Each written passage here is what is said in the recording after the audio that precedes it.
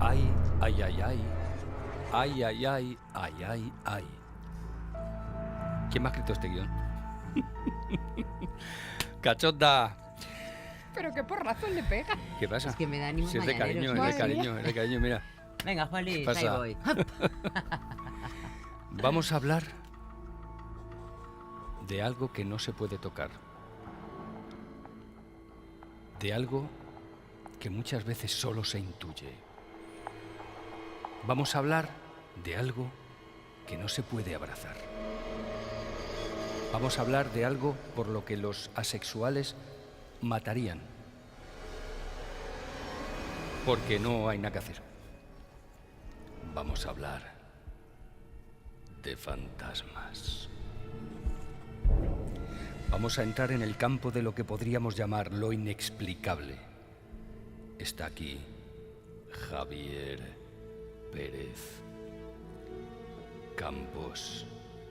¡Periodista!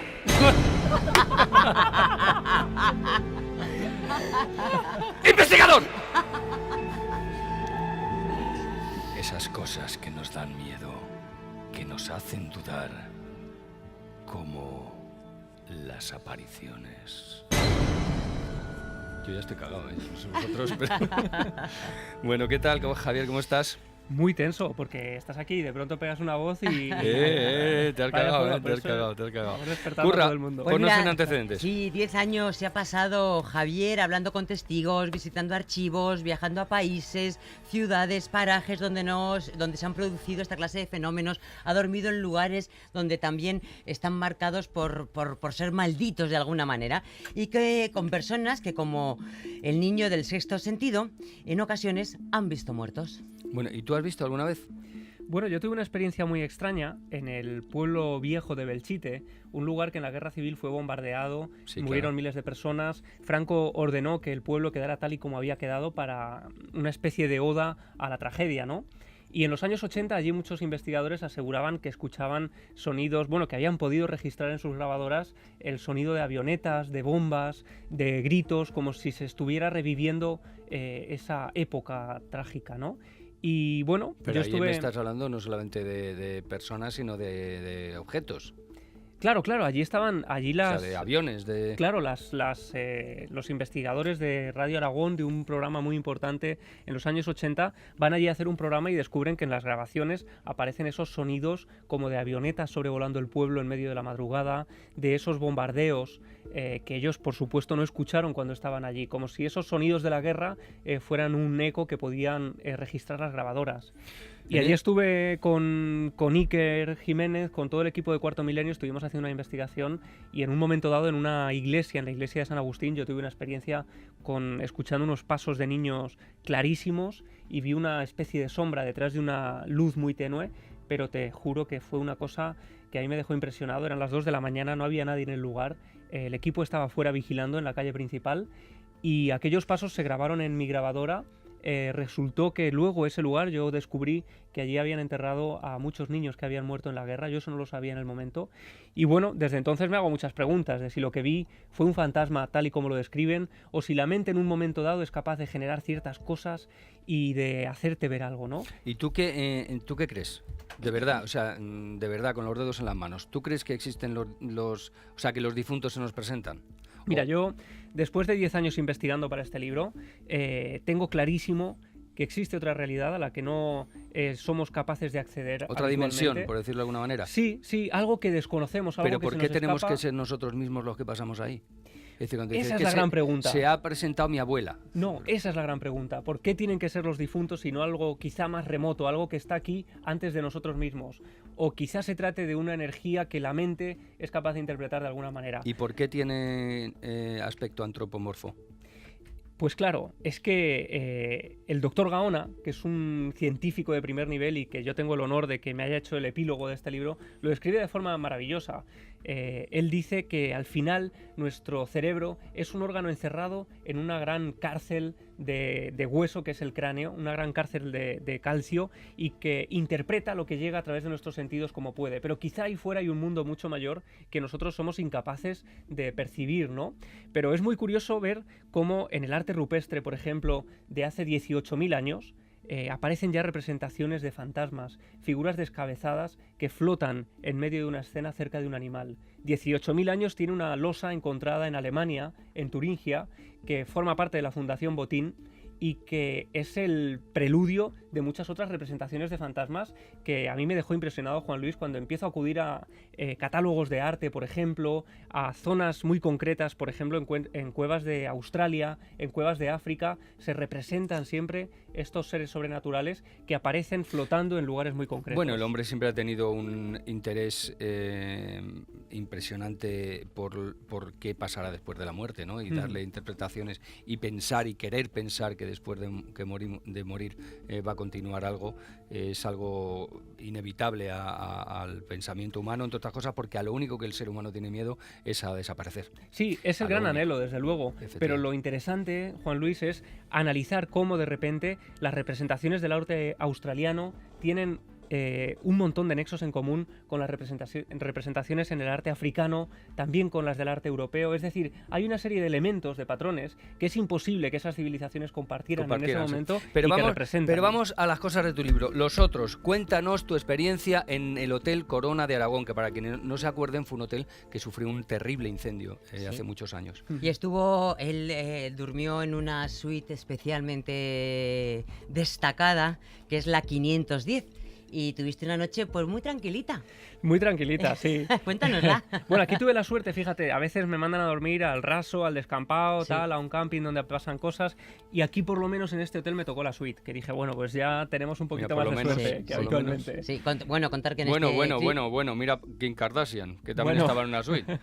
Contar que en este incendio fue muy dramático, murieron 80 personas. Sí, fue tremendo. Una experiencia el año 79, 12 de julio, no se sabe muy bien todavía las causas del incendio, si fue, algunos hablaban de un atentado de ETA, otros hablan de un accidente fortuito.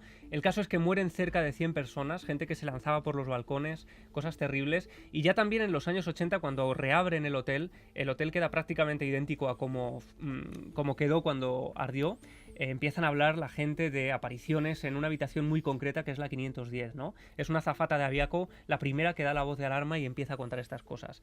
Yo consigo que por fin el hotel permita el acceso a un grupo de periodistas, porque hasta ese momento el hotel había sido muy reticente con que se tocaran estos temas y con que se investigara allí.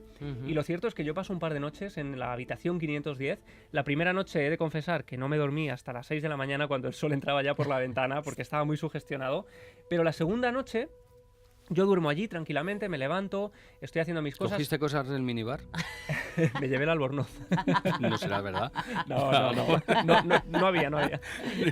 Será. Hay un fenómeno que mucha gente describe, y es que en medio de la madrugada suenan unos golpes a la puerta, alguien llama.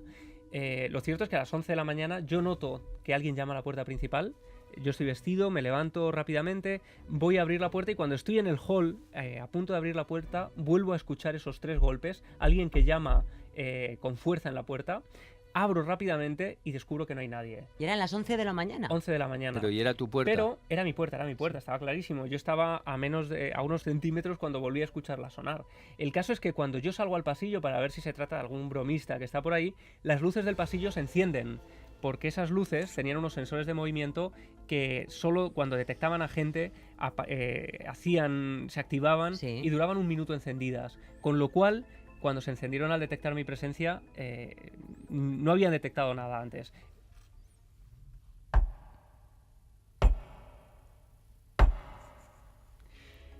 Fíjate, era así, ¿no? Era tal cual. Y además he de decirte que esto ocurrió a las 11 de la mañana.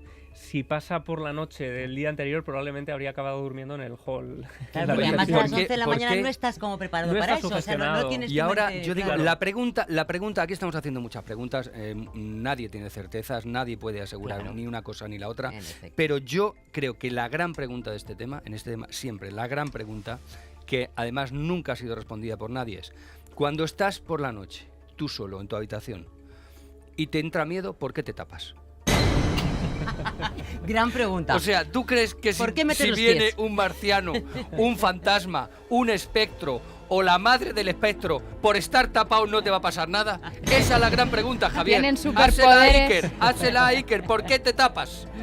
Decía Stephen King además que... ¿Pero es verdad o no? Sí, es verdad, es verdad. Coño, pues ya está. Y Stephen King dice, ¿por qué nos da tanto miedo eso de que al dejar la pierna cerca de la cama, del hueco de la cama, nos la va a coger alguien si no Siempre. existen los monstruos? Yo por si acaso la dejo en alto para que no me la Incluso cojan. miras debajo de la cama cuando eres Cuéntanos, pequeño. por favor, lo del caso del Cortijo Miraflores, que es impresionante. Bueno, sí. Ese es un lugar tremendo, es un Tenemos lugar... el testimonio, sí. Tenéis el testimonio. Si Sí, queréis, sí. lo escuchamos. Vamos a escucharlo. Sí, Vale. y nos Cuando lo- llegamos al lugar, yo no me encontraba bien, sentía malestar en el cuerpo en general y el hombre igual. Bueno, este señor pues se quedó en un estado como de shock, no sé, se puso en el suelo sentado, empecé a hablar con él y no me respondía. Yo me estaba asustando porque creía que le había ocurrido algo, un infarto o algo. Bueno, la cuestión que me vuelvo para pedir ayuda y en ese momento veo una niña pequeña delante mía. Entonces, al girarme, cuando le digo, oye niña, y mi mano pasó por medio de ella. Automáticamente, pues la niña desapareció, se fue andando por el pasillo, era como una cortina de humo y se fue. A mí me han intentado decir que era una cosa que yo tenía en mi mente, que quería ver por el estado de excitación y tal. No, yo tengo 54 años, estoy en la vida y sé lo que yo vi.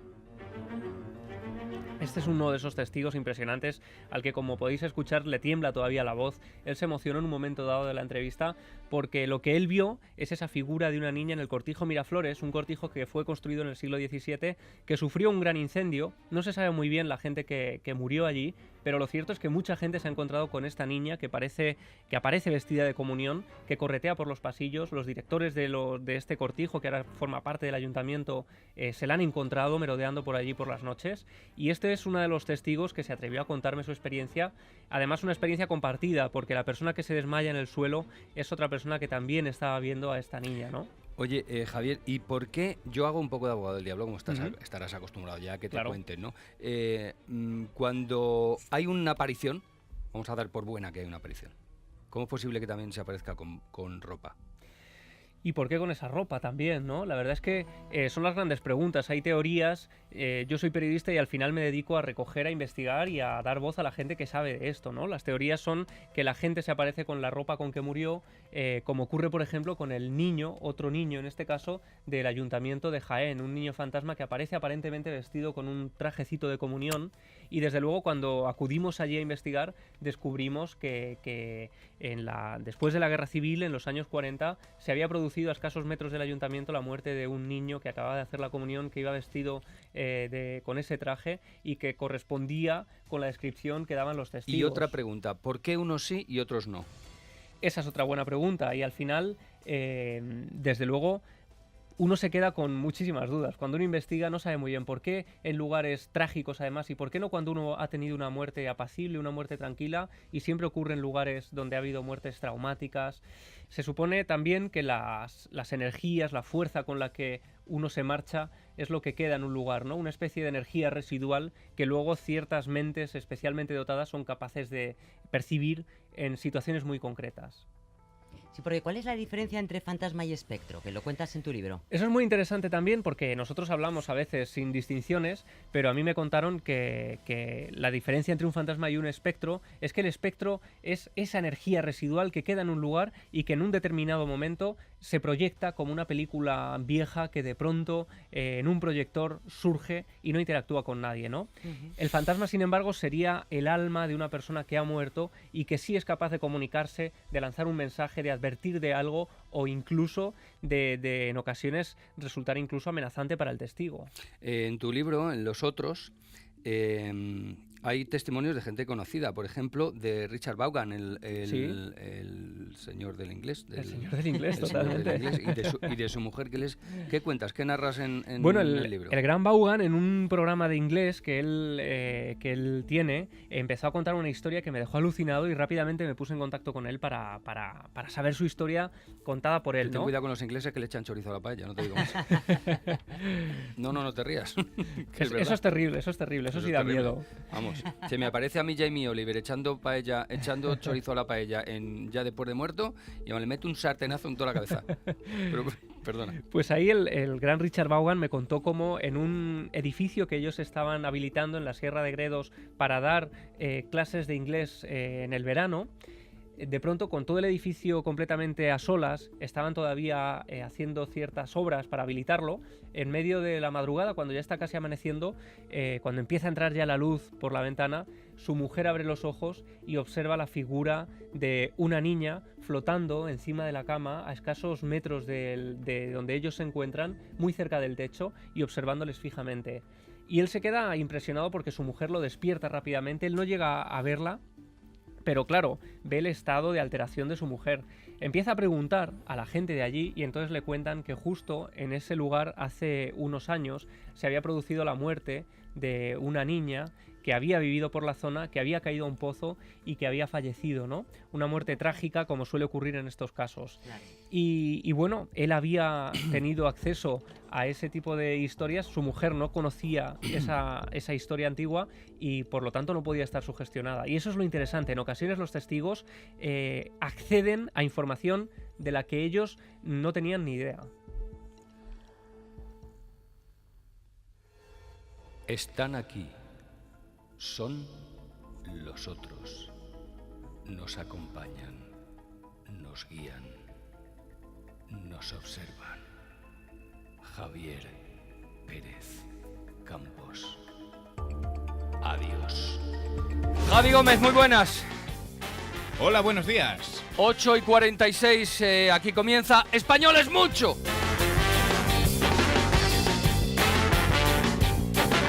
Nos acaban de decir, Javi Gómez, que tienes un poquito de retardo. Yo creo que no, porque yo creo que eres muy avispado y listo. Hombre, yo lo que pasa es que igual aprendo más despacio, pero soy como los demás niños. Bueno, ¿de qué vamos hoy? Especial. ¿De qué vamos? Especial, no sé. Especial. ¿De qué vamos hoy?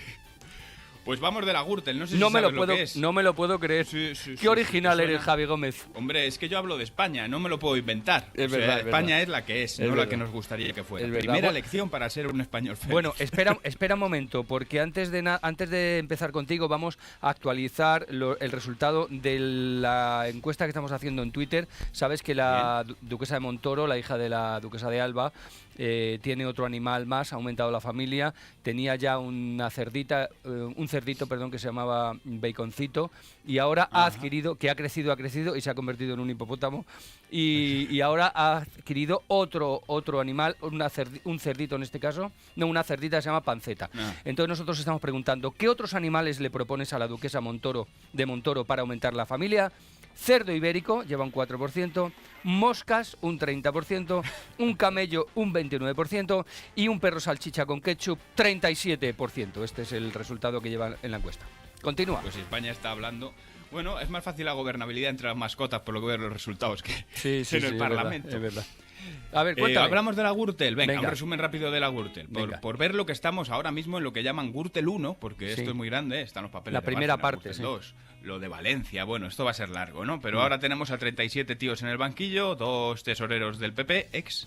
Bárcenas es uno de ellos, el otro es Ángel Sanchís, 2 exsenadores también del PP, 2 exconsejeros, alcaldes, exalcaldes de la Comunidad de Madrid, ahora mismo en el banquillo, y la sorpresa nos llega en las últimas horas porque el Partido Popular, Juan Luis, no te lo vas a creer, ha pedido que se anule el proceso. No me lo puedo creer. Pero Sí, sí, pero sí, si sí, dicen que siempre han colaborado con la justicia. Yo creo que lo que intentan... ¿No has oído que España es un país muy judicializado y que la justicia va despacio porque hay muchos casos? Pues Intentan agilizar, ayudar al país, agilizar. pues eso. Claro, hombre, esto ya te lo quitas. Es Efectivamente. raro, ¿eh? Porque Mariano Rajoy siempre estuvo muy a favor de esto de la Gürtel. Mira de lo primero que dijo. Esto no es una trama del PP, como algunos pretenden. Esto es una trama contra el Partido Popular, que es una cosa muy distinta. Claro, Ay, ahora ya hemeroteca. se va entendiendo un poco más, ¿no? Si fuese una trama contra ellos, normal que pidan que se anule. Claro. Y cómo no olvidar, tirando de hemeroteca, el día de, a ver si lo digo bien, el día del Podrápero. El día del Prodrápero. Sí, me acuerdo. ¿Cómo era? El Prodrápero. Bueno, escúchenlo ustedes, que él lo dice mejor él. Y yo estoy convencido de que nadie podrá probar que no son inocentes. Es que claro, podrá y probar o sea, es que hay que lo hacen hay que elegir mejor las palabras, porque Claro, podrá, hombre. podar, pues claro. Es que van a pillar. En la justicia es que van a pillar. Van a pillar, claro, efectivamente. Claro, si ponen las preguntas para pillar, normal que caigamos. Y el que dijo también esto de van a pillar, más claro de todos, fue el insigne de Federico Trillo. Sí, que Entonces sabe mucho de era Shakespeare, ministro. que sepas, que sabe muchísimo de Shakespeare. Claro, pues de hecho está en Londres, Está en Londres, embajador, sí, que está convirtiendo la embajada en Venga, vamos a en un dejarlo. A ver, seminario. venga, Trillo. El Trillo. ¿Qué decía Trillo sobre todo esto? Pues fíjate, la opinión era clara. Un montaje político muy grave para una democracia en la que se utilizan las instituciones públicas y en concreto nada menos que la policía y la fiscalía para perseguir a los ciudadanos por el hecho de ser dirigentes del principal partido de la oposición. Que cada cual saque sus propias consecuencias. Ay, las consecuencias. Será su propia consecuencia, la acaba de... Pero vamos, Bueno, ahí sigue, en es- Londres, de embajador, ¿eh? Hombre, no, en funciones. Entonces, bueno, la única de verdad que de dentro del Partido Popular ha querido afrontar la Gürtel de frente fue Totalmente, Esperanza Aguirre, que se totalmente. declaró la descubridora de Gürtel. Totalmente. Sí, De sí. hecho, bueno, iba a contar una cosa, no lo voy a contar. Bueno, tú puedes contar unas cuantas con Esperanza. Sí, No. bueno, de hecho yo digo que yo personalmente fui a su despacho a denunciar unos temas de corrupciones bastante importantes que me habían contado 2 personas dentro del partido, de su propio partido, y ella tomó las medidas que tenía que tomar, expulsando a esos 2 concejales al día siguiente. Claro, porque funciona así. Claro. Destapa y hay Destapa, gente que destapa, dice claro, destapa, se ella lió destapa. en el Parlamento de Madrid por el fragor parlamentario. No, repitió, mira, no solo ha repetido lo de que ella descubrió la Gürtel, es que lo ha puesto en un libro. Yo destapé la Gürtel, que es una cosa que dije en la Asamblea de Madrid y que causó hilaridad, pero que es la pura verdad, y ahí está contado en el libro. Hilaridad. Hilarillo. Hilarillo. Destapó Ahí está bien, realidad y eso que no lo dijo así, ¿eh? No. Claro, entonces, bueno, ahora ya que va a tirar de la manta correa, si ya tiró Esperanza Aguirre. Claro. Y entonces pusieron tierra de por medio a partir de entonces, pero es como esas parejas que rompen pero se dejan un disco en casa, ¿no? Me tengo que ir a por mis cosas, pues esto mismo hizo el PP con Luis Bárcenas y, bueno, hasta le seguían pagando la seguridad social. Y este es uno de esos momentos, pues hay cosas que no se pueden dejar de escuchar. ACDC, Joaquín Sabina o a Cospedal diciendo esto.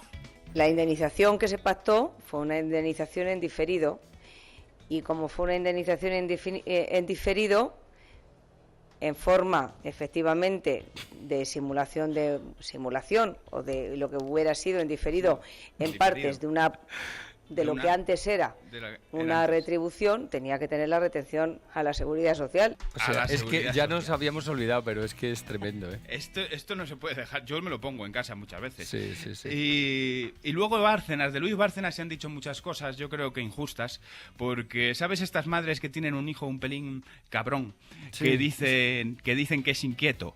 Sí. Pues y Luis bueno, se Bárcenas- utiliza mucho también el TDA. Sí, ahora es el TDA. Antes era un niño cabrón que era inquieto y ahora tiene TDA. Pues Luis Bárcenas también era de esto de la patrulla del TDA, hombre, se explicó él mismo. He sido una persona inquieta, eso que se llama ahora y que está tan de moda, un emprendedor que ha emprendido en todos los sitios donde ha visto una oportunidad de negocio. Sí, y no ha emprendido la huida porque no lo han dejado, claro, porque le tienen controlado. Si no, habría emprendido la huida también. Bueno, sí, esto lo dijo en una entrevista en Intereconomía, en la que también dijo, hombre, yo entiendo que estos 48 millones que tengo en Suiza, pues la gente que no sabe... ¿Por qué? Porque Luis Bárcenas se sabe poner en tu lugar, ese lugar de pobre que no comprende. Mira cómo se explicó de bien. Y comprendo que, en fin, que las personas que no conocen cómo se puede haber ganado el dinero que yo he ganado y tal, pues que puedan tener alguna duda. Claro que sí, pero él lo ganó limpiamente. Él Claro. dice que en bolsa y con sus inversiones y esas cosas de Que vendió, persona inquieta. que vendió un par de cuadros. Que, bueno, realmente Sí. uno de ellos era un póster, pero le habían dado una pátina de La veía que lo coló. lo coló, metió un póster y del Eso Che, es un del pelotazo. Che, la foto de Corda del Che, y le dio barniz y parecía un cuadro, de verdad, ¿eh? No, lo mirabas y de verdad estaba sí. representado, Eso es además el verdad. Che. Otra primicia que damos aquí en el programa. Sí. Bueno, y Gürtel, se dice muchas veces que es una trama corrupta. Aclara Pablo Crespo, uno de los líderes de la Gürtel. Trama que ellos llaman Gürtel, lo que somos en realidad es un grupo de empresas. Claro. Un grupo de empresas, hombre, Claro. de empresas que organizaban eventos, el 90% de lo que trabajaban era con el PP, ellos dicen que porque eran muy buenos en precio y en calidad, y luego Crespo, que también fue secretario del PP de organización en Galicia, le habló a Jordi Évole muy claro un día sobre la financiación de partidos políticos, y fue estremecedor. Una campaña electoral por la que a lo mejor se declara que se gastan 1.200.000 o 1.300.000 euros, puede llegar a costar entre 3 y 4. La diferencia... ¿Y solo se declara 1 millón? Sí, más o menos. ¿Cuánto dinero era regular y cuánto irregular, en porcentaje? Pues vamos a poner un 35-65. 35 regular, 65 irregular. Joder. Esto es lo que nos está diciendo de fondo la Gürtel, ¿eh? Esto es lo que tenemos estos días sentados en el banquillo, es la España que ellos conocen, es esta. Otro de los personajes, porque está Correa, ¿no?, que es el jefe de la Gürtel, pero ha hablado muy poco, y sí ha hablado mucho más su segundo, sobre todo en la Comunidad Valenciana, que también se está sentando estos días en el banquillo, que es Álvaro Pérez. Sí, pero Álvaro Pérez lo que le ha pasado es que le tienen envidia de verdad, esto yo lo sé porque lo conozco. A él le tienen envidia porque se casó con una mamachicho. Ese es el verdadero problema de este tema. Se casó con una mamachicho y es envidia pura. Lo que le tienen los suyos. No los suyos, no, la gente en general. Ah, la gente en general, Álvaro Pérez. Hombre. Llamado el bigote, si tú sabrás que no se debe... Él lo aclaró, Hombre, esto del claro. bigote. Sí, es verdad.